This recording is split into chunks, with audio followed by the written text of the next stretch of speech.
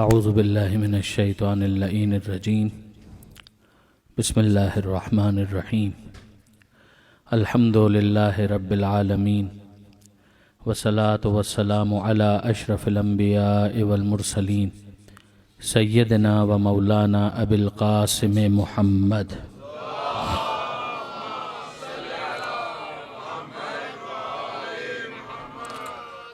وأهل بيته الطيبين الطاهرين المعصومين المظلومين المنتجبين المنتخبين الميامين لا سيما على الإمام المنتظر والحجة الثاني عشر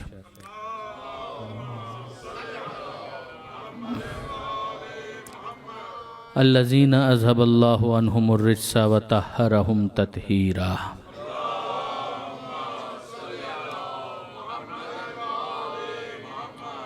واللعنة الدائمة الباقية على أعدائهم أجمعين من يوم ظلمهم إلى قيام يوم الدين اللهم إنا نرغب إليك في دولة كريمة تعز بها الإسلام وأهله وتذل بها النفاق وأهله وتجعلنا فيها من الدعاة إلى طاعتك والقادة إلى سبيلك وترزقنا بها كرامة الدنيا والآخرة رب اشرح لي صدري ويسر لي أمري واحلل عقدة من لساني يفقهوا قولي واجعلني خالصا لوجهك الكريم يا الله صلوات على محمد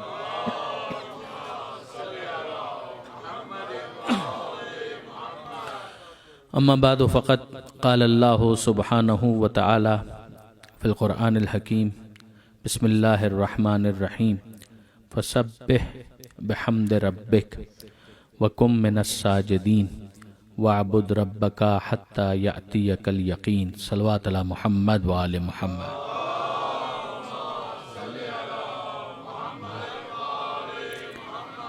ایک مرتبہ اور درود بھیج دیں محمد وآل محمد۔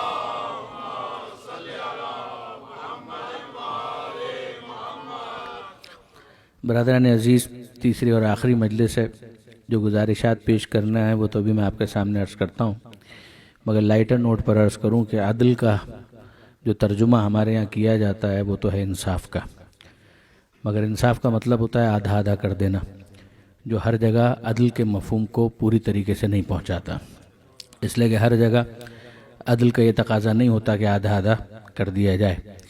آدھا کرنا ممکن ہے کہ کسی موقع پر عدل کا تقاضا ہو، مگر ہر موقع پر آدھا کر دینا، انصاف یعنی نصف کر دینا، یہ عدل کا تقاضا نہیں ہے۔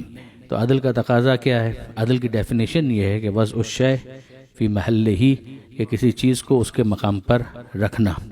یہ میں لائٹر نوٹ پر کہہ رہا ہوں کہ باقی تمام تر چیزیں تو اپنے اپنے مقام پر ہیں، مگر یہ جو پانی کا گلاس ہے وہ بہت نیچے ہے، اتنا نیچے ہے کہ جس سے عدل کا تقاضا پورا نہیں ہو پاتا۔ درود بھیجیے گا محمد و آل محمد پر۔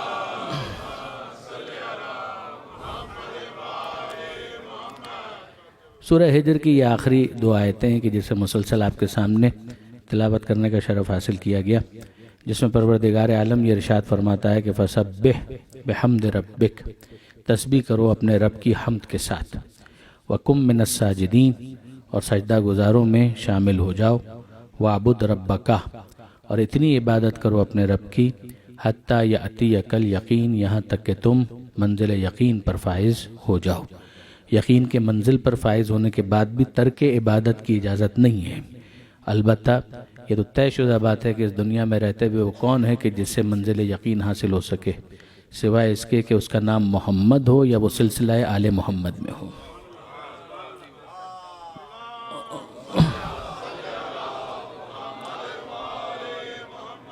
مگر یہ کہ ہمارا جو معاملہ ہے وہ تو یہی ہے کہ کچھ اگر علم یقین حاصل ہو بھی جائے تو انسان عین الیقین کے لیے تڑپتا رہتا ہے، اور یہ اسی وقت حاصل ہو سکتا ہے کہ جب ان آنکھوں سے کچھ انسان دیکھ لے، مگر کیفیت یہ ہے کہ جب ان آنکھوں سے انسان دیکھنے کے قابل ہوتا ہے تو آنکھیں بند ہو چکی ہوتی ہیں۔ یعنی عجیب ہے، خود امیر المومنین حضرت علی ابن ابی طالب علیہ السلام کا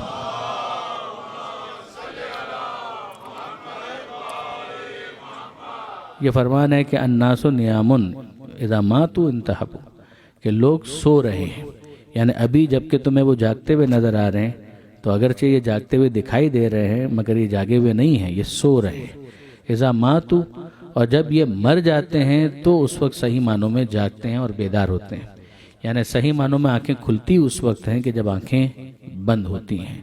تو بہت سے اس منزل کو یقین کی منزل سمجھتے ہیں کہ جب آنکھیں کھلی بھی ہوں، مگر آپ مولا سے پوچھیں تو مولا سمجھا رہے ہیں کہ عام انسانوں کا معاملہ تو یہی ہے کہ جب یہ آنکھیں بند ہو جاتی ہیں تب انسان اس منزل پر آتا ہے کہ جس کو عین الیقین کہا جا سکتا ہے، اور پھر جو حق الیقین کی منزل ہے وہ تو اس سے بھی آگے کی ہے۔ مگر یہاں پر آپ غور فرمائیے برادران عزیز، 2 مرتبہ پروردگار عالم نے اپنی ربوبیت کا حوالہ دیا ہے کہ وہ تمہارا پالنے والا۔ فسبح بحمد ربک، تسبیح کرو اپنے رب کی حمد اور تعریف کے ساتھ۔ یہاں پر بھی ربوبیت کا حوالہ دیا گیا کہ اس کی تسبیح کرو، اس کی حمد کرو۔ گویا کیوں کرو وہ سمجھایا جا رہا ہے کہ وہ تمہارا رب ہے، وہ تمہارا پالنے والا ہے۔ وَقُم مِّنَ السَّاجِدِينَ، سجدہ گزاروں میں شامل ہو جاؤ۔ وَاعْبُدْ رَبَّكَ، پھر دوسرا حکم آ گیا کہ عبادت کرو۔ کس کی عبادت کرو؟ وہی کہ جو تمہارا پالنے والا ہے، وہ جو تمہارا رب ہے، یعنی اس کی ربوبیت کا تقاضا یہ ہے کہ تم اس کی تسبیح کرو، اس کی حمد کرو۔ اس کی ربوبیت کا تقاضا یہ ہے کہ تم اس کے سامنے سربت سجود ہو جاؤ اور تم اس کے سامنے مسلسل ہدیہ عبادت پیش کرتے چلے جاؤ۔ یہ اس کی ربوبیت کا تقاضا ہے۔ اب دیکھیے برادران عزیز، میں نے یہ گزارش کی تھی کہ عبادت کے مفہوم میں تو اتنی وسعت ہے کہ ہر وہ کام جو رضائے پروردگار کے لیے کیا جائے، چاہے وہ سجدہ نہ بھی ہو، تب بھی وہ عبادت میں شامل ہونے کی صلاحیت رکھتا ہے۔ اگر پہلی تقریر آپ کے ذہن میں ہو تو میں نے گزارش کی تھی کہ اگر صرف اور صرف کنونشنل عبادت ہی عبادت ہوتی تو پھر ایک ضربت کو ثقلین کی عبادت پر بھاری قرار نہ دیا جاتا۔ وہ پیغمبر اکرم کا سند دینا خود اس بات کی دلیل ہے کہ عبادت کے مفہوم کے اندر بڑی وسعت پائی جاتی ہے۔ مگر اس کا یہ مطلب تو نہیں ہے کہ پروردگار عالم نے تسبیح سے بے نیاز کر دیا، حمد پروردگار کو ایگزمپٹ کر دیا۔ ایسا تو نہیں ہے کہ پروردگار عالم نے سجدے کو ویو کر دیا، قطعاً ایسا نہیں ہے۔ یہ سارے کام کرنے ہیں، مگر ساتھ ہی ساتھ ذہن کے اندر اتنی وسعت رہے کہ عبادت کا مفہوم محدود نہیں ہے۔ عبادت کے مفہوم کے اندر بڑی وسعت پائی جاتی ہے۔ عبدیت کا تو مطلب یہ ہے کہ بندہ بن جانا، یعنی وہ کہ جو معبود ہے اس کے سامنے جب عابد اپنا تحفہ عبادت پیش کرتا ہے تو یہ سلسلہ پورا ہوتا ہے کہ ایک عبادت کرنے والا ہے، ایک وہ ہے کہ جس کی عبادت کی جا رہی ہے، اور وہ کہ جس کے کرنے پر یہ شخص عابد بنتا ہے، وہ پروسیس پورا عبادت کا پروسیس ہے، اور اس کے اندر کافی وسعت پائی جاتی ہے۔ ورنہ رزق حلال کمانے کو عبادت آپ کس عنوان سے کہیں گے؟ ظاہر ہے کہ رزق حلال کمانا اسلام نے اس کے اندر اتنی وسعت پیدا کی کہ اس کو بھی عبادت میں شامل کیا۔ اگر کوئی کسی سے ہمدردی کے 2 بول بولتا ہے تو اس کو بھی صدقہ شمار کیا گیا۔ تو آپ ذرا دیکھیے کہ کتنی وسعت دی جا رہی ہے ان تمام تر چیزوں کے اندر، یعنی کنویں کا مینڈک نہیں بنایا جا رہا، مناسٹسزم کی طرف نہیں لے جایا جا رہا، روحانیت کی طرف نہیں لے جایا جا رہا۔ میں نے پہلے بھی یہ بات گزارش کی تھی کہ جو امیر المومنین کا وہ فرمان ہے وہ ذری اقوال میں شمار ہوتا ہے کہ مولا یہ فرماتے ہیں کہ لا تر الجاہل الا مفرطن او مفرطن، کہ تم جاہل کو دیکھو گے یا وہ اس ایکسٹریم پر چلا جائے گا یا وہ اس ایکسٹریم پر چلا جائے گا۔ جب وہ دنیا دار بنتا ہے تو خدا سے غافل ہو جاتا ہے، اور جب بندہ پروردگار بنتا ہے تو پھر دنیاوی ذمہ داریوں سے پہلو تہی کرتا ہے۔ نہ یہ قابل تعریف ہے، نہ وہ اپریشیبل ہے، نہ یہ ایڈمائریبل ہے، نہ یہ ایسا ہے کہ اس کی پیٹھ تھپ تھپا کر اس کو ویل ڈن کہا جا سکے۔ یہ بھی ناکام ہو گیا اور وہ بھی نامراد ہو گیا، اس لیے کہ یہ سب کیریکیچر ہیں اسلام کے نام پر۔ ادخلوا فی السلم کافہ، جب دین میں داخل ہونے کی بات آ رہی ہے تو پورے داخل ہو۔ یہ پارٹلی اگر تم نے دین کو لیا تو یہ اہل کتاب کا انداز ہے جو خود قرآن مجید نے کہا کہ نؤمن ببعض ونکفر ببعض، کہ ہم بعض چیزوں کو تو قبول کرتے ہیں مگر بعض چیزوں کو قبول نہیں کرتے۔ تو برادر عزیز، دین میں اور کپڑے کے تھان میں فرق ہونا چاہیے، دین میں اور کپڑے کے تھان میں فرق ہونا چاہیے۔ یہ دین ہے، یہ کپڑے کا تھان نہیں ہے کہ آپ اپنی مرضی سے ایک کٹ لگائیں اور آپ کہیں کہ اتنا میٹر کاٹ کر مجھے دے دو۔ یہ دین ہے، لینا ہے تو پورا لو ورنہ چھوڑ دو۔ یہ گنجائش نہیں ہے کہ اپنی مرضی سے کسی چیز کو انتخاب کر کے لے لو اور باقی کو ترک کر دو۔ مرضی سے آپ کسی ڈش کو بوفے میں چھوڑ سکتے ہیں مگر دین لیتے ہوئے اپنی مرضی چلانے کا تو کوئی مطلب ہی نہیں۔ عبدیت کا تقاضا ہی یہ ہے کہ انسان سر تسلیم خم کرے۔ درود بھیجیے محمد و آل محمد۔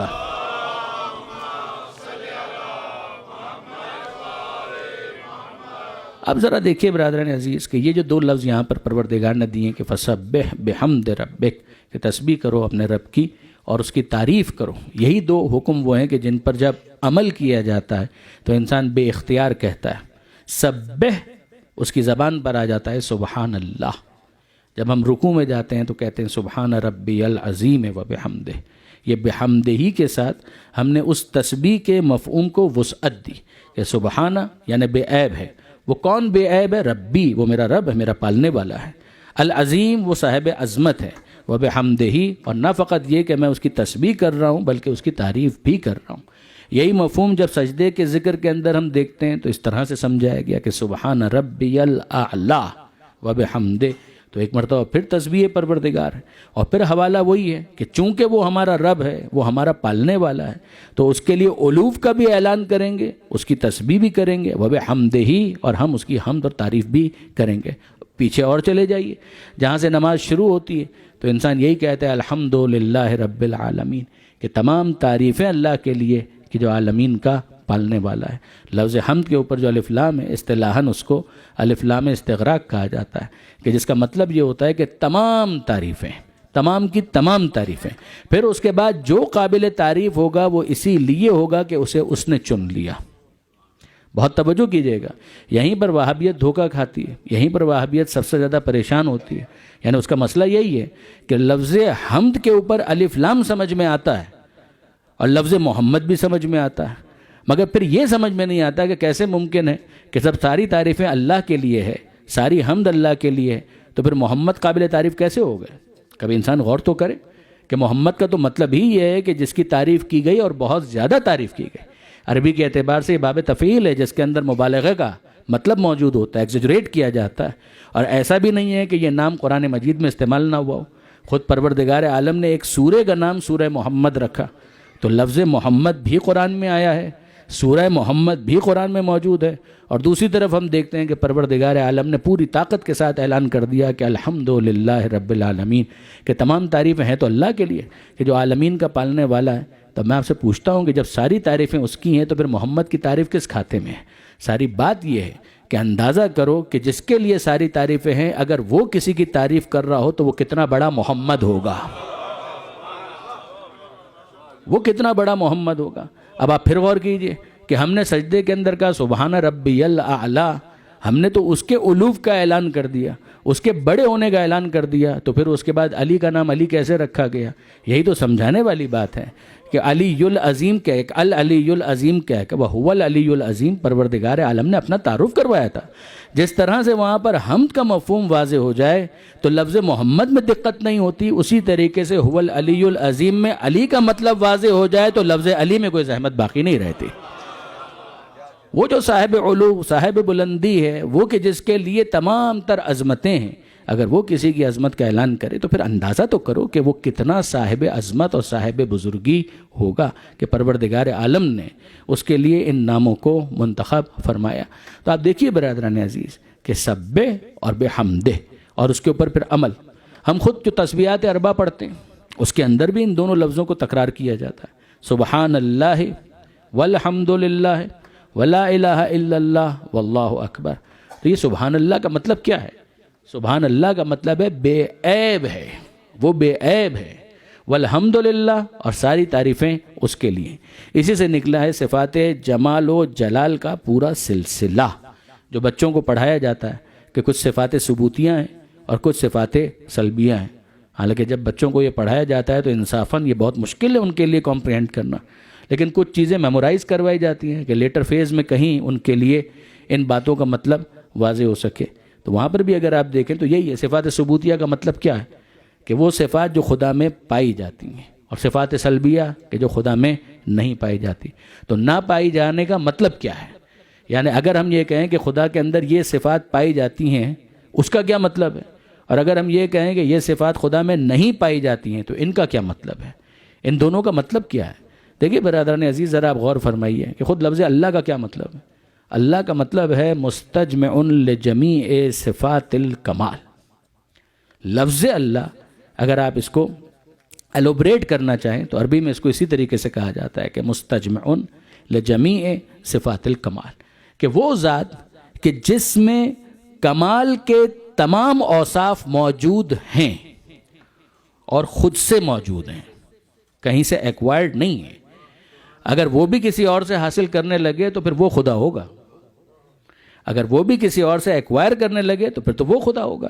لہذا وہ کہ جس کے اندر تمام اوصاف کمال ہیں وہ اس کے ذاتی اوصاف ہیں، وہ اس کے ذاتی صفات ہیں، اس نے کسی اور سے حاصل نہیں کی ہیں. اور پھر اس کے بعد وہ چاہتا یہ ہے کہ تم اس بات کو سمجھو کہ ساری تعریفیں اس کے لیے. اس کا مطلب کیا ہے کہ سارے کمال کے اوصاف اسی کے لیے ہیں. تعریف کس کی ہوتی ہے؟ تعریف کس چیز کی ہوتی ہے؟ دیکھیے برادران عزیز، کبھی تعریف ہوتی ہے کسی ایسی چیز کی کہ جو اچھی تو ہو مگر اس میں اس کا اپنا کوئی کمال نہ ہو. آپ موتی کی تعریف کریں تو موتی کی تعریف تو آپ کر دیں گے، مگر موتی کے موتی ہونے میں اس کا کیا کمال ہے؟ اگر آپ باغ دیکھتے ہیں اور اس کے پھول دیکھتے ہیں اور اس کی آپ تعریف کرتے ہیں تو یقیناً وہ تعریف حق ہے، مگر انصاف کی بات یہ ہے کہ اس باغ کے حسین ہونے میں خود اس کا کیا کنٹریبیوشن ہے؟ کسی کا چہرہ بہت اچھا ہے تو اس کے چہرے کے حسن میں خود اس کا کیا کمال ہے؟ اس کو ایسا بنایا گیا ہے کہ جس کی وجہ سے وہ حسین دکھتا ہے. جب وہ حسین دکھتا ہے تو اس کی تعریف ہو جاتی ہے، مگر اس میں اس کا کیا کمال ہے؟ لفظ مدح اور حمد میں یہی فرق ہے. عربی کے اعتبار سے مدح کا دائرہ وسیع ہے کہ جو اس پر بھی اپلیکیبل ہوتا ہے کہ جس کا خود کا کمال نہ ہو مگر اس کو ایسا بنا دیا گیا ہے کہ وہ اچھا لگتا ہے. اور کچھ ایسے ہوتے ہیں کہ جو ان اوصاف کمال کو حاصل کرتے ہیں جس کی وجہ سے ان کی تعریف ہوتی ہے. جب وہ کفار اور مشرکین کہہ رہے تھے کہ یہ صادق ہے، یہ امین ہے، تو وہ اس بات کو جانتے تھے کہ انہوں نے ان اوصاف کو کسب کیا ہے، ان اخلاق کو حاصل کیا ہے، پروردگار کی توفیق ہے، مگر کمال ان کا ہے. مگر اب یہ تمام تر چیزیں جتنی بھی ہیں یہ حاصل کی گئی ہیں، یہ تمام اوصاف حاصل کیے گئے. ہم کہتے ہیں کہ یہ صاحب علم ہے، اس کی تعریف ہونی چاہیے، یہ سائنسدان ہے، اس کی تعریف ہونی چاہیے. یہ سائنسدان بننے میں اس نے زحمت اٹھائی ہے، یہ صاحب علم ہونے میں اس نے زحمت اٹھائی ہے، توفیق خدا کی طرف سے بے شک، مگر ایفرٹس اس کی ہیں کہ جس کی وجہ سے یہ قابل تعریف قرار پاتا ہے. اب ایک اسٹیپ آگے جائیے کہ کیا خدا کا بھی یہی معاملہ ہے؟ کہ پروردگار عالم کا بھی یہی سلسلہ ہے کہ خدا نے بھی اس کو حاصل کیا ہے؟ نہیں، اس کا ذاتی کمال ہے. اس کی ذات اور اس کی صفات کے درمیان دوئی نہیں ہے، جدائی نہیں ہے. اسی لیے اگر آپ صفات سلبیہ کے اندر جو آخری صفت ہے اس کو اگر آپ دیکھیں تو وہاں پر کیا لکھا ہوا؟ صفات زائد بر ذات نہیں. ہمارا معاملہ یہ ہے کہ ہم جب اس دنیا میں آتے ہیں تو جاہل آتے ہیں، کمزور آتے ہیں. یہ دونوں اوصاف ہمارے ہوتے ہیں اور دونوں منفی ہیں. انسان کا جاہل آنا یعنی علم نہیں ہے، انسان کا کمزور آنا یعنی اس کے پاس طاقت نہیں ہے. خلق الانسان ضعیفا، انسان کو خدا نے کمزور پیدا کیا ہے. تو پیدا وہ کمزور کیا گیا ہے، پھر آہستہ آہستہ کیا ہوتا ہے کہ وہ طاقت کو حاصل کرتا ہے. جب اس کی باڈی کے اندر مختلف چیزیں پہنچنا شروع ہوتی ہیں، وہ کنورٹ ہوتی ہیں، تو آہستہ آہستہ انرجی پیدا ہوتی ہے، وہ بڑا ہونے لگتا ہے، شباب کی طرف آتا ہے، طاقت بڑھتی ہے. یہی ہوتا ہے نا. اور پھر اس کے علم کا کیا معاملہ ہے؟ واللہ اخرجکم من بطون امہاتکم لا تعلمون شیئا. وہ اللہ ہے کہ جس نے تمہیں تمہاری ماؤں کے پیٹ سے اس عالم میں باہر نکالا کہ لا تعلمون شیئا، کہ تمہارے پاس کوئی علم نہیں تھا. پوٹینشل یس، مگر ایگزیکیوشن نہیں تھا. صلاحیت تھی مگر تمہارے پاس عملی طور پر علم موجود نہیں تھا، تم اس کو ایگزیکیوٹ نہیں کر سکتے تھے. آپ نے غور فرمایا. تو اب ہوگا کیا کہ یہ آہستہ آہستہ جہل سے علم کے مرتبے تک حاصل پہنچے گا، حاصل کرے گا اسے. تو یہ ایکوائرڈ ہے، یہ تمام تر چیزیں حاصل کی جا رہی ہیں. خدا کا یہ معاملہ نہیں ہے. اب یہاں پر اندازہ کیجئے برادران عزیز کہ جس کو خدا مظہر العجائب بناتا ہے، پھر اس کی شان یہ ہوتی ہے کہ عام انسان اس دنیا میں آئیں تو جاہل آئیں، عام انسان اس دنیا میں آئیں تو کمزور آئیں، مگر جو مظہر العجائب ہوتا ہے اس کی شان یہ ہوتی ہے کہ آغوش پیغمبر میں آتے ہی قرآن کی تلاوت کرتا ہے اور گہوارے میں ہوتے ہوئے قلعہ اجدر کو چیر کر دکھاتا ہے.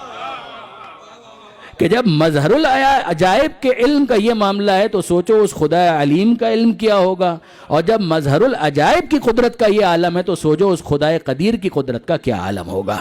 درود بھیجئے محمد و آل محمد پر.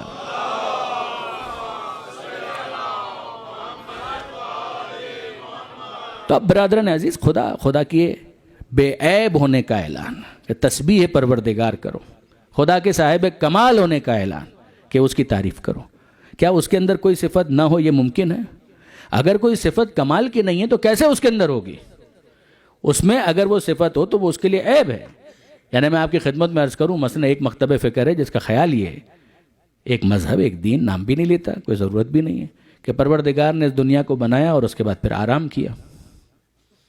تب میں آپ سے پوچھتا ہوں کہ کیا آرام کرنا، بائبل کو دیکھ لیجئے، توریت کو دیکھ لیجئے، تو کیا یہ آرام کرنا کوئی بری صفت ہے؟ انسان کے لیے کوئی مسئلہ نہیں ہے. اگر انسان سو جائے، آرام کرے تو اس کے لیے کوئی مشکل نہیں ہے. ایسے بھی سونے والے ہیں کہ جو سوتے ہیں تو اس شان کے ساتھ سوتے ہیں کہ سونے کے بعد اپنے نفس کو بیچ دیتے ہیں، مرضی پروردگار خرید لیتے ہیں. تو وہ ان کے لیے تو کمال ہی کمال ہے، ان کے لیے تو کوئی مسئلہ نہیں. مگر یہیں سے تو خالق اور مخلوق کا فرق ظاہر ہوتا ہے. آپ سو جائیے، کوئی حرج نہیں، مگر میں آپ سے پوچھتا ہوں کہ سونا کمال ہے؟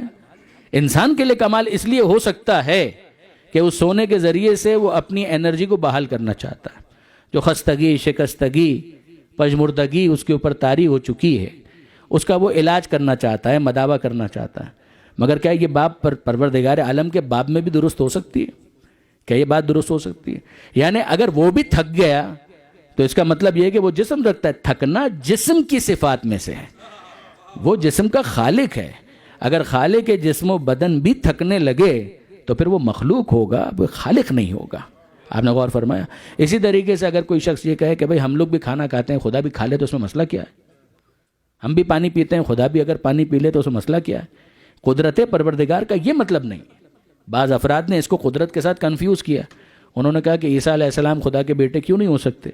جب خدا ہر چیز کے اوپر قادر ہے تو کیا وہ اپنا بیٹا پیدا نہیں کر سکتا؟ کیا بیٹا ہونا خدا کی شان کے مطابق ہے؟ بیٹا پیدا کرنا کیا خدا کی شان کے مطابق ہے؟ یہ انسانوں کی شان کے مطابق تو ہو سکتا ہے، مگر خالق کی شان کے خلاف ہے کہ وہ صاحب اولاد ہو. مخلوق سب اس کی ہیں، سارے کے سارے اس کے عبد ہیں، سب کے سب اس کے بندے ہیں، مگر کیا اس کی اولاد؟ یہ اولاد ہونا اس کی سے بحث نہیں ہے، اس کی شان کے خلاف ہے. بہت سی چیزیں ایسی ہوتی ہیں کہ جو ہونے کو ہو سکتی ہیں مگر شان کے خلاف ہوتی ہیں. اسی لیے کہا جاتا ہے سبحان اللہ کہ وہ بے عیب ہے.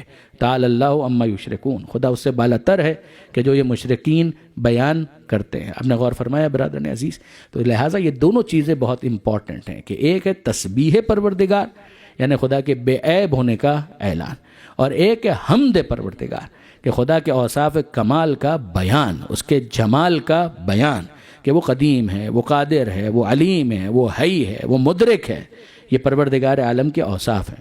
اور یقین جانیے برادران عزیز، یہ تو 8، 9، 10 کچھ اوصاف ہیں کہ جن کو ہم لوگ شمار کر لیتے ہیں.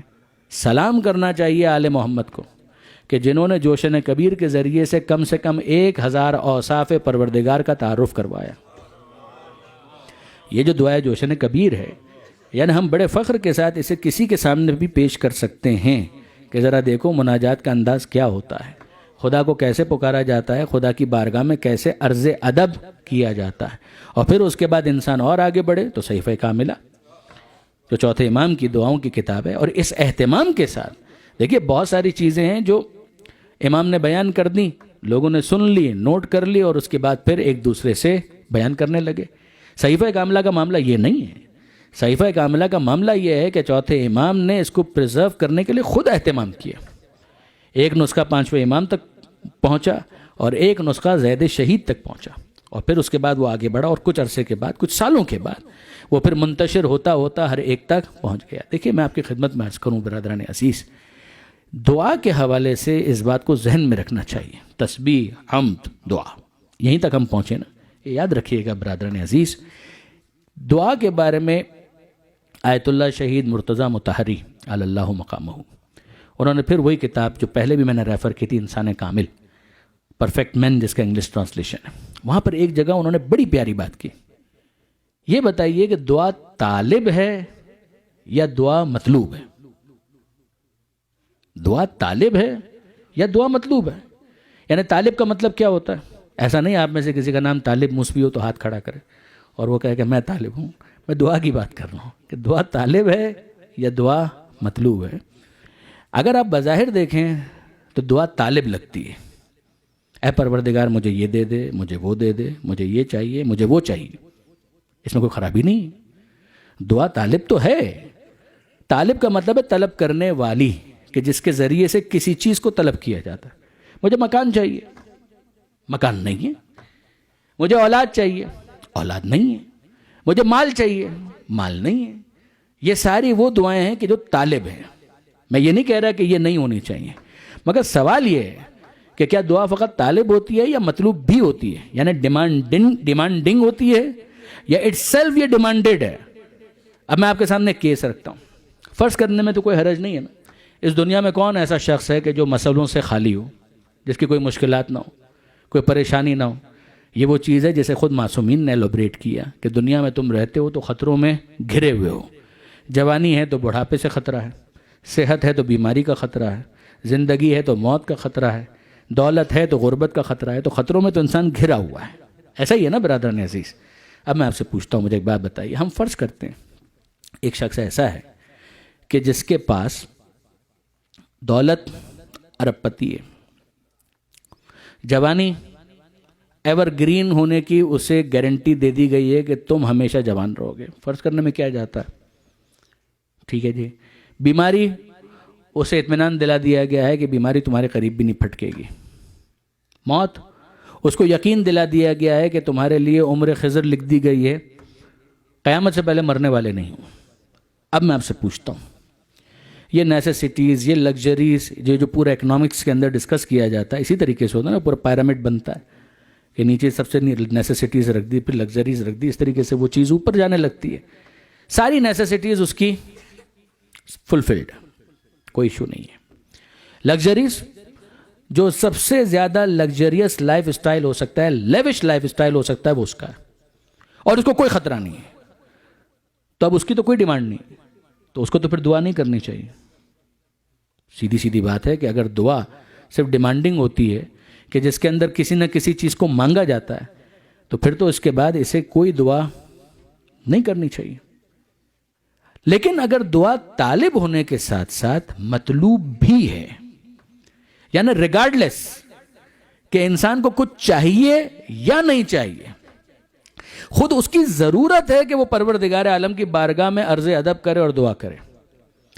اگر یہ چیز اسٹیبلش ہو جائے برادران عزیز، تو پھر اس کے بعد صحیفہ کاملہ سمجھ میں آئے گی، پھر اس کے بعد دعائے کمیل سمجھ میں آئے گی. ورنہ آپ دعائے کمیل پڑھتے چلے جائیے، اس کے اندر جو چیز مانگی گئی ہے وہ تو بہت آخر میں تھوڑی بہت 2-4 چیزیں ہیں، اور وہ بھی اس مزاج کی نہیں ہے کہ جو عام طور پہ چیزیں مانگی جاتی ہیں. اس کے اندر بھی جو کچھ مانگا گیا ہے وہ تو دوسری چیزیں ہیں. لیکن آپ غور فرمائیے برادران عزیز کہ کیا واقعا دعا صرف طالب ہوتی ہے یا دعا اٹ سیلف مطلوب بھی ہوتی ہے؟ اب اس مثال کے اوپر ذرا سا غور کیجئے گا. درود بھیجئے محمد و آل محمد.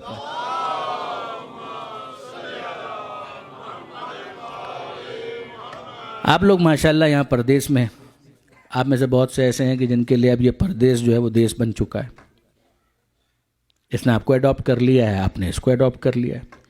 اگر پاکستان، ہندوستان آپ کے لیے اصل ماں کی حیثیت رکھتے ہیں، تو اب یہ آپ کی منہ بولی ماں تو ہے. کینیڈا کی سرزمین آپ کے لیے ایک سیکنڈری مدر کی تو حیثیت اس کی بن گئی ہے. اچھا، عام طور پر ہوتا یہ کہ ایک طالب علم، ایک اسٹوڈنٹ ہے، وہ اسٹوڈنٹ ویزا کے اوپر پاکستان سے کینیڈا آ گیا، آسٹریلیا چلا گیا، امریکہ چلا گیا پڑھنے کے لیے. ماں باپ وہیں پر ہیں. یہاں پر جب وہ آیا تو ظاہر پریشانیوں میں گھرا ہوا ہے. تو اس نے ٹیلی فون کیا، ای میل کیا، واٹس ایپ کیا، کچھ بھی کیا، کانٹیکٹ کیا، کمیونیکیٹ کیا.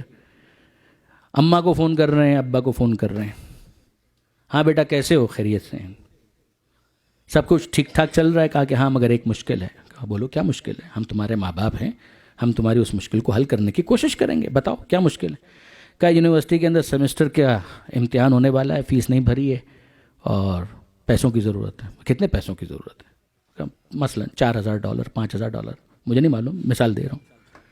ہاں فکر نہیں کرو، ہم بھیج رہے ہیں، پیسے آ رہے ہیں. انہوں نے یہاں سے فون کر دیا، وہاں سے پیسے آ گئے. یہ فون کون سا ہے؟ یہ طالب ہے، یہ فون طالب ہے. ٹھیک ہے جی، پیسے وہاں سے آ گئے. یہ وہ جو طلب تھی وہ پوری ہو گئی. ٹھیک ہے.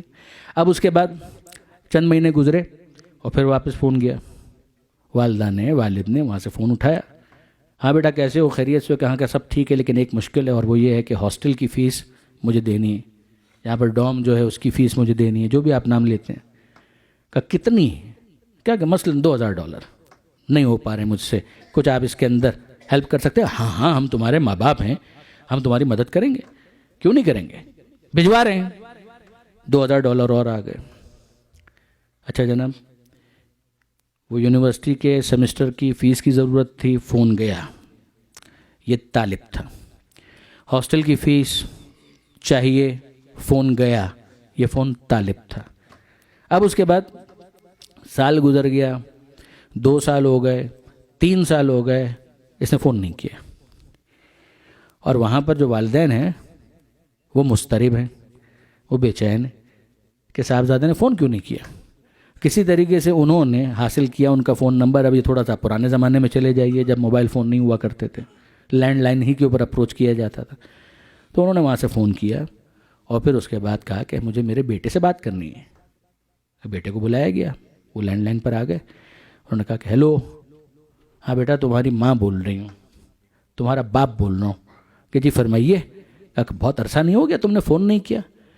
اگر جواب یہاں سے یہ جائے کہ میں فون کیوں کرتا، نہ سیمسٹر کی فیس کا مسئلہ تھا، نہ ہاسٹل کی فیس کا مسئلہ تھا، نہ مجھے کسی اور خرچے کی ضرورت تھی، میں آپ کو فون کیوں کرتا.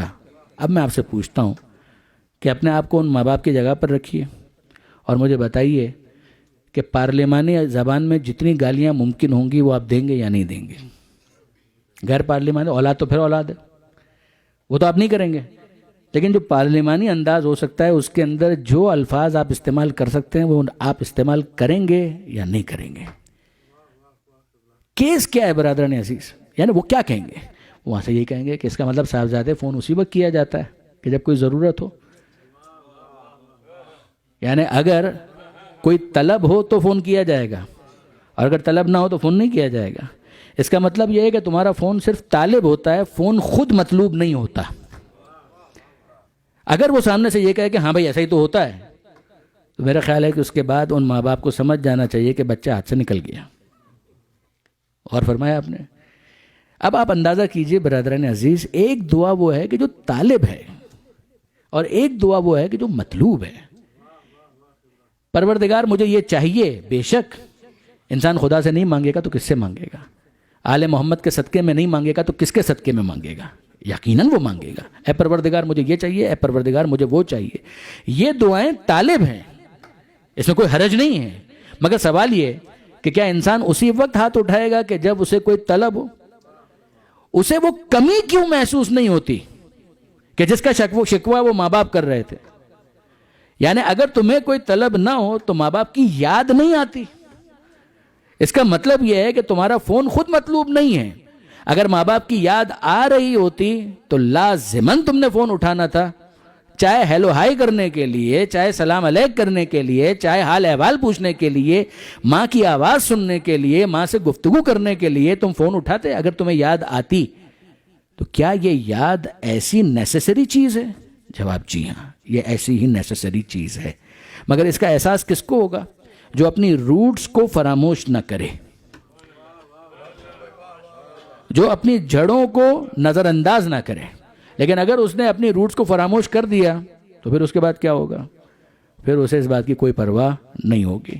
آغا مطہری نے اسی کتاب کے اندر ایک حکایت بیان کی تھی، غالباً مولانا روم کی، کہ وہ اپنے مثنوی کے اندر کہیں پر یہ فرماتے ہیں کہ مسئلہ یہ ہے کہ ہاتھی جو ہے وہ ہندوستان سے آتا ہے. مولانا روم ہندوستان میں تو نہیں ہے، اب وہ کہہ رہے ہیں کہ ہاتھی ہندوستان سے آتا ہے. تو وہ ہندوستان سے جب آیا تو ہوا کیا کہ اس کو ہندوستان یاد آتا ہے، تو کبھی چنگھاڑتا ہے، کبھی تنگ کرتا ہے، کبھی رفلی بیہیو کرتا ہے. کیوں؟ اس لیے کہ اسے بار بار ہندوستان یاد آ رہا ہے. وہ اپنے آپ کو کمفرٹیبل فیل نہیں کر رہا. بہت توجہ کیجیے گا. وہ جہاں پر گیا اس کو ایران لے جایا جائے، کسی اور جگہ لے جایا جائے، لیکن چونکہ وہ رہنے والا ہندوستان کا ہے تو اس کو ہندوستان یاد آتا ہے. تو جب ہندوستان یاد آتا ہے تو وہ رفلی بیہیو کرتا ہے.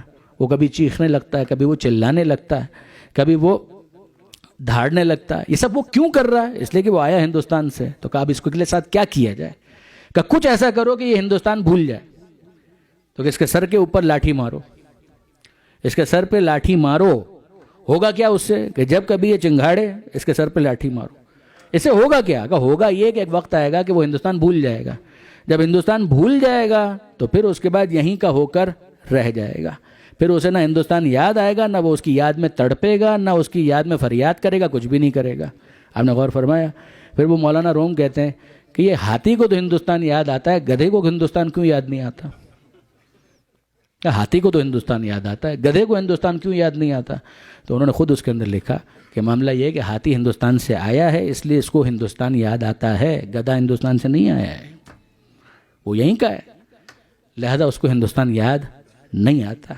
وہ اس کی جڑوں سے اگر وابستہ ہے اور اسے یاد رکھے گا تو اسے یاد آئے گی، لیکن اگر وہ اس کو فراموش کر دے تو پھر اس یاد میں وہ نہیں تڑپے گا. آپ غور کیجئے گا برادران عزیز، یہ جو لاٹھی ہے نا، یعنی اس مثنوی کے اندر مولانا روم نے جو کچھ بیان کیا، اس کا مطلب کیا ہے؟ انسان جو اس دنیا کے اندر آیا ہے اس دنیا کا نہیں ہے. وہ اگر اس نے اپنی روٹس کو فراموش نہ کیا تو یقیناً وہ یاد خدا میں بےتاب ہوگا، بے قرار ہوگا. اور جب کبھی وہ بےتاب ہوگا، بے قرار ہوگا تو اسے کچھ نہ کچھ ایسا چاہیے کہ جس کے ذریعے سے وہ اپنی اصل کو یاد کر سکے. یہ وہ منزل ہے کہ جہاں پر دعا اس کے لیے مددگار ثابت ہوتی ہے.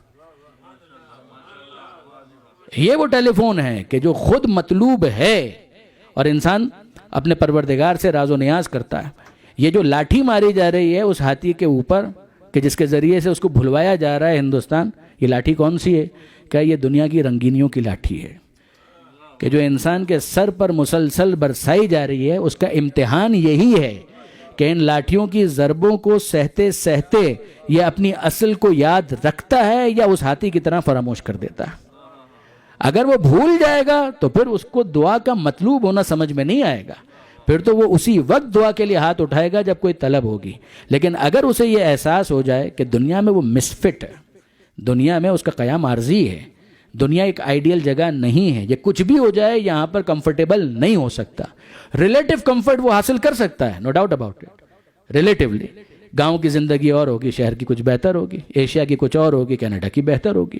مگر اگر آپ یہ سمجھتے ہیں کہ کسی بھی ایسے علاقے کو آپ اس دنیا میں رہتے ہوئے تلاش کر سکتے ہیں کہ جہاں پر آپ ایسے فٹ ہو جائیں کہ جس کے بعد اجنبیت کا احساس ختم ہو جائے، تو یاد رکھیے برادران عزیز یہ نہیں ہونے والا. This is not going to happen. یہ وہ منزل ہے کہ جہاں پر انسان بے قرار ہو کر، بے چین ہو کر ہاتھ اٹھاتا ہے اور وہ اپنے پروردگار سے راز و نیاز کرنا چاہتا ہے.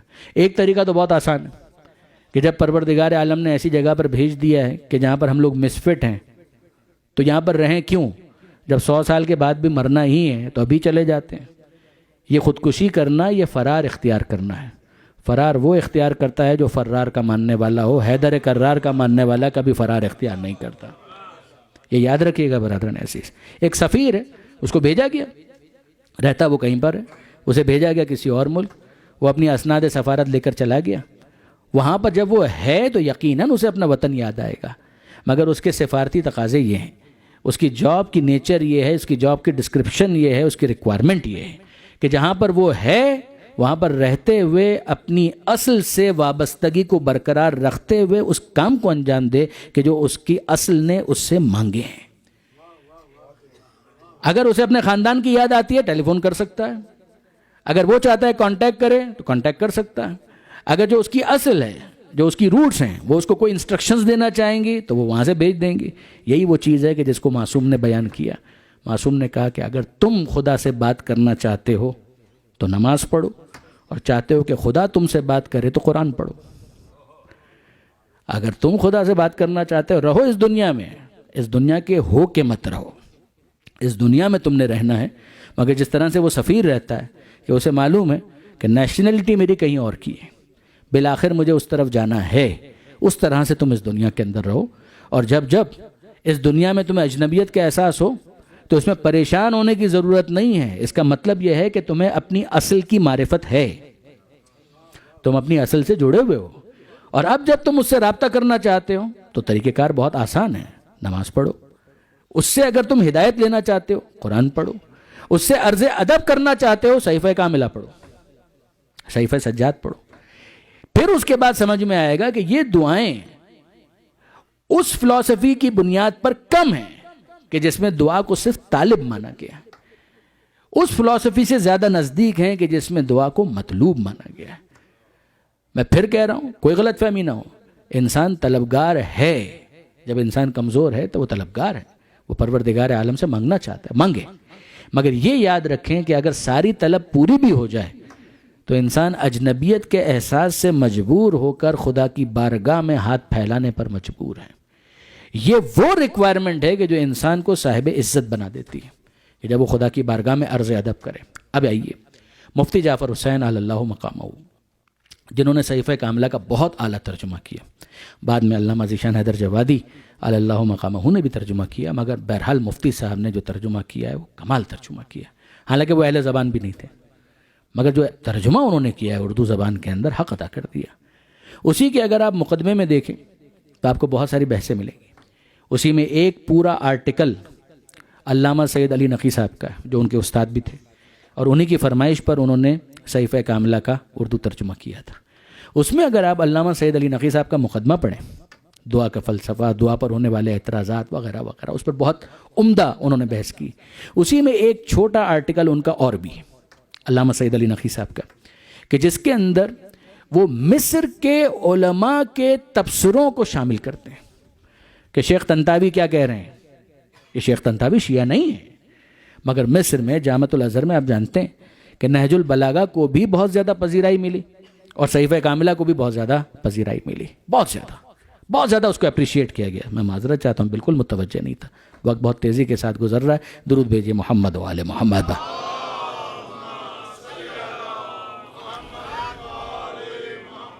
مگر یاد رکھیے گا برادران عزیز، جس طریقے سے انہوں نے اس کے اوپر تبصرے کی مصر کے اسکالرز نے، اسی کے اندر آپ کو ایک تبصرہ یہ بھی ملے گا۔ پہلے تو وہ بتاتے ہیں کہ ہمیں کیسے پتا چلا کہ یہ بھی کوئی کتاب ہے، کہ لائبریریوں میں تو ہے، مگر لائبریری کے اندر ہونا اور ہے، اس سے اورینٹیشن، اویئرنیس ہونا کہ یہ بھی کوئی کتاب ہے، یہ اور بات ہے۔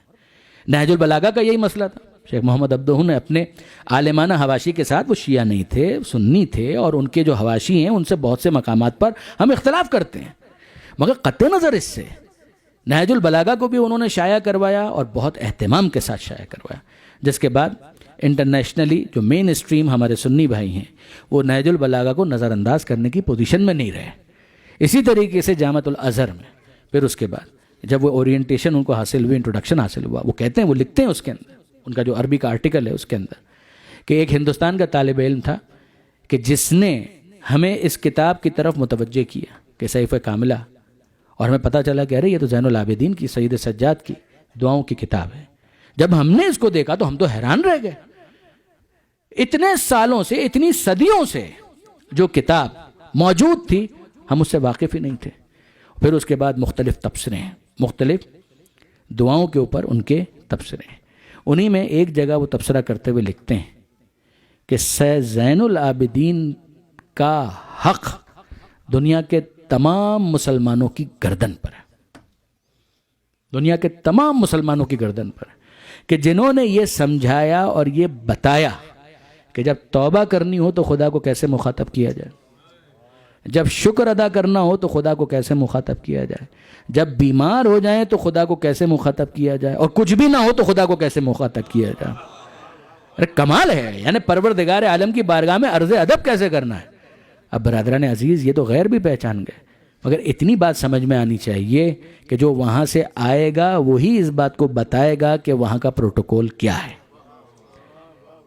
جو وہاں سے آئے گا وہی بتائے گا کہ وہاں کا پروٹوکول کیا ہے، پروردگار عالم کو کیسے مخاطب کرنا ہے۔ جو جوشن کبیر کی میں نے بات کی، دعائے کمیل کی میں نے بات کی، دعائے عرفہ امام حسین، اور پھر آج کی مناسبت سے صحیفہ کاملہ۔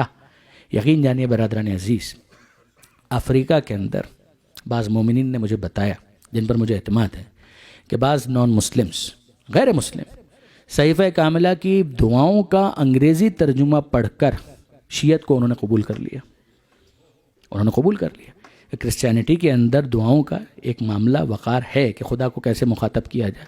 جب وہ یہ انداز دیکھتے ہیں وہ حیران رہ جاتے ہیں، کیا اس انداز سے بھی خدا کو مخاطب کیا جا سکتا ہے۔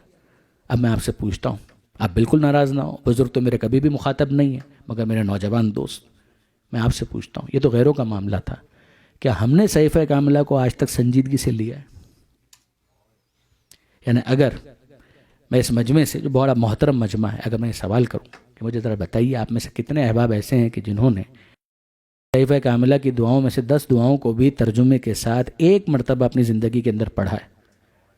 مجھے جواب نہیں چاہیے، جواب آپ خود اپنے آپ کو دیجیے، اور پھر اس کے بعد اپنے آپ کو اکاؤنٹیبل ٹھہرائیے کہ اگر آج تک ہم نے اس کتاب کو سنجیدگی سے نہیں لیا ہے تو کم سے کم شہادت کی ان مجلسوں کے بعد اتنا تو ہمارے اندر احساس پیدا ہونا چاہیے، کچھ نہ ہو، کوئی ایک دعا آپ اٹھائیے، میں نہیں کہتا کہ بہت مفصل دعا، کوئی ایک دعا آج اب جب گھر پر جائیں، آپ کے پاس اگر کتاب نہیں بھی ہے تو یہ انٹرنیٹ کی برکتیں ہیں، سب کچھ آن لائن اویلیبل ہے، وہاں پر آپ جائیں، کوئی ایک دعا جو آپ کے دل کو ٹچ کر جائے، اس کا عنوان، اس کا ٹائٹل، صرف اسی کو آپ پک کریں اور آج کی رات اس کا مطالعہ کریں۔ چلیے میں سجیسٹ بھی کر دیتا ہوں، بیماری کی حالت میں پڑھنے کی دعا، صرف آپ اس کا مطالعہ کریں تو پھر اس کے بعد میں آپ سے پوچھوں گا، اس دعا کے اندر صحت مانگی گئی ہے، بے شک مانگی گئی، اس دعا کے اندر صحت مانگی گئی، مگر اینڈ میں، مگر آپ ابتدا میں اگر دیکھیں ایک صفحے کی دعا ہے جس کے اندر امام جملے اس طرح سے ارشاد فرماتے ہیں، یعنی یہ تو سمجھانا ہے نا کہ اس طرح سے خدا سے دعا مانگو، اس میں سمجھاتے ہوئے امام یہ فرماتے ہیں کہ اے پروردگار مجھے نہیں معلوم کہ کون سی حالت اس بات کی زیادہ متقاضی ہے کہ تیرا شکر ادا کیا جائے، وہ کہ جب تو نے مجھے صحت کی نعمت عطا کی، یا یہ موقع کہ جس میں تو نے مجھے بیماری میں گرفتار کیا، اور پھر اس کو ایلوبریٹ کیا امام نے۔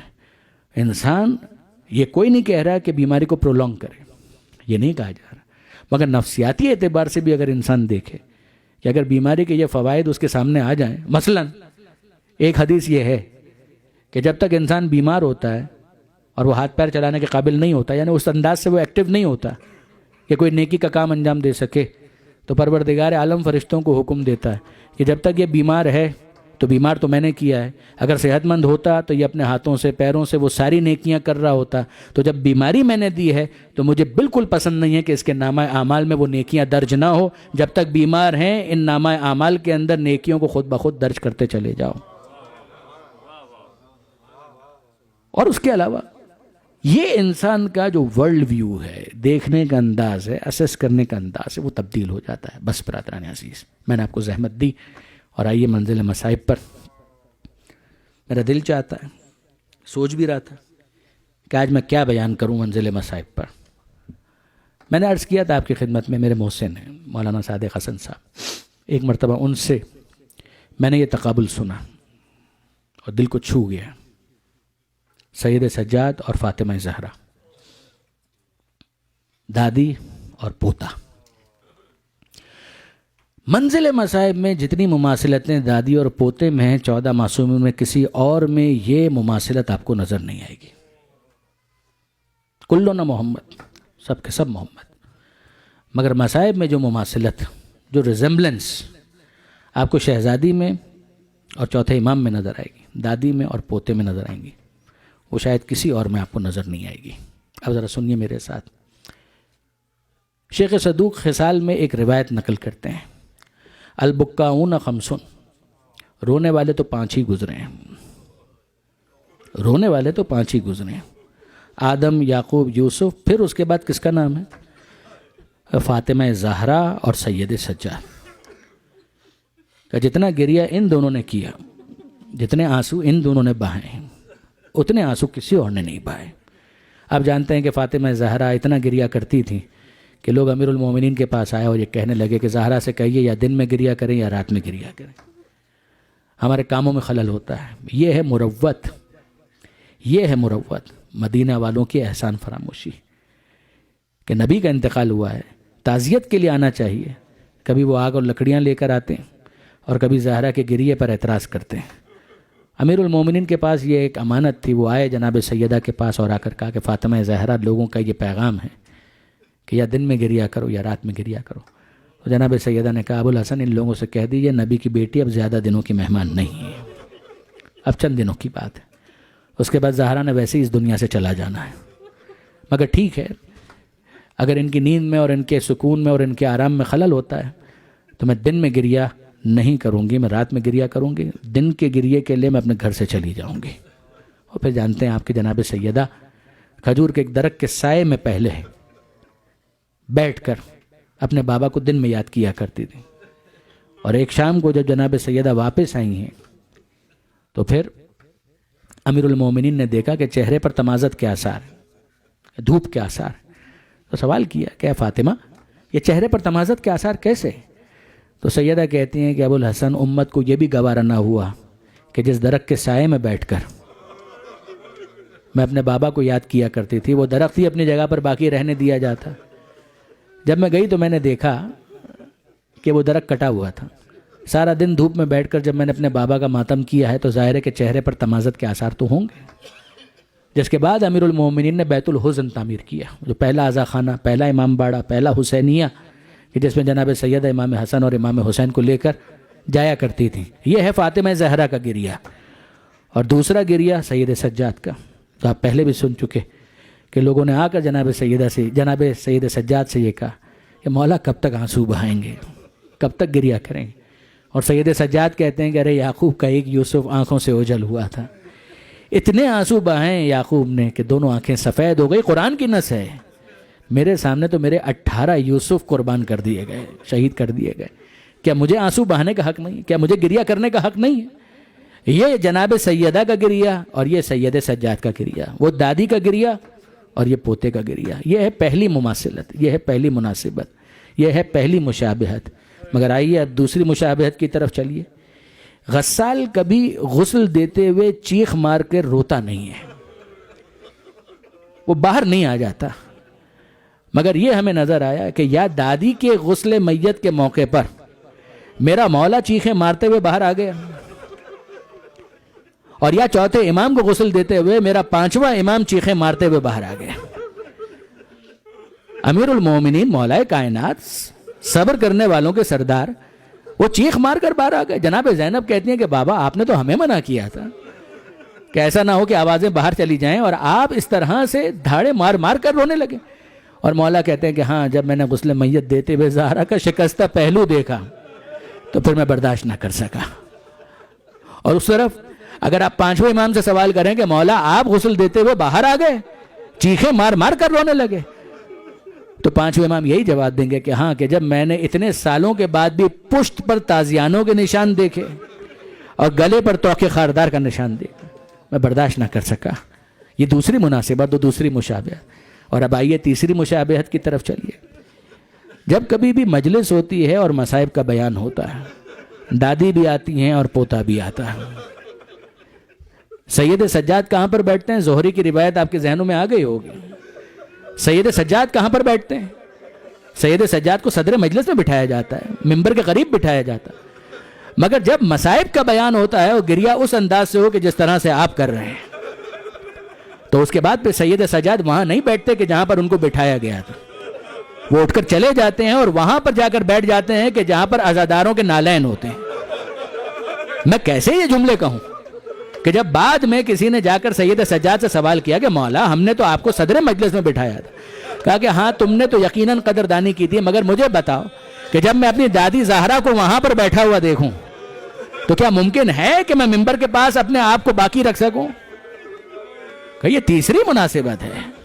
اور پھر اب اس کے بعد چوتھی اور آخری مناسبت، جوانی میں بوڑھا ہوتے ہوئے کسی کو نہیں دیکھا، یا دادی زہرا کو دیکھا یا پوتے سجاد کو دیکھا.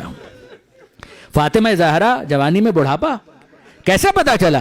میں نے ابھی آپ سے عرض کیا کہ جناب سیدہ حسن اور حسین کو لے کر ایک ہاتھ میں عصا ہے اور عصا کے سہارے سے چلتے ہوئے بیت الحزن تک جاتی ہیں.